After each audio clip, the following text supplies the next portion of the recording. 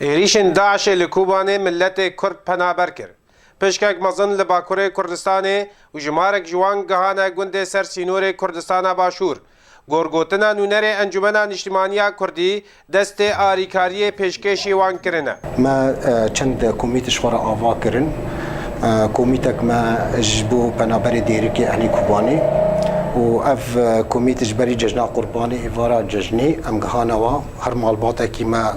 آریکاری که واره کر مقدار 10,000 سوری عدد یعنی عائله چند بن من سر نسکنین هر عائله 10,000 مدانوا و ما گوتو هم جوار حاضر بن و تواصلی مرا بکن و ملجناک شکلان جبو وا گندی می بر آوه بهتر اهلی کوبانی بری خودتنا وا گنده شرک و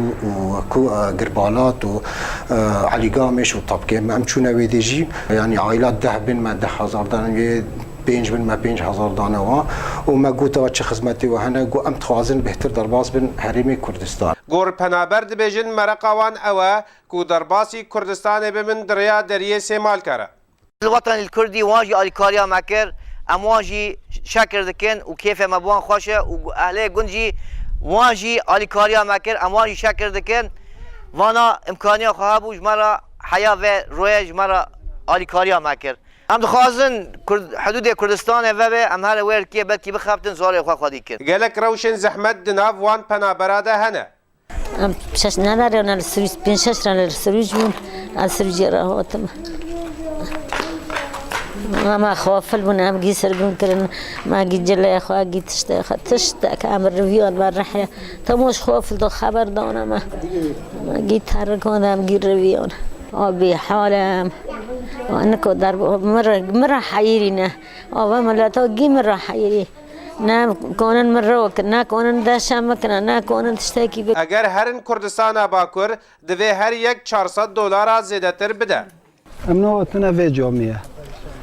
يجوا لفي داري ما قوم الفرا درباس فرج تنبو نو دبي لفر تشيبي لفا تمو داري هون فكرنا ام كي درباس من دبي 400 دلار هر شخص 400 دلار مثلا عائلوك 5 بن كيش كوهره ام دوري سدي سوني الفرنا داگرکریا ولات پنابریا ملت شرو کشتنین نکاری بریارن یکلایند کردستان سوری در راکه ایشو نخوشیا از ازیتیه و بریارن تک تک ایشو آزار ملت کرد کردستان سوری دا زیده تر دکه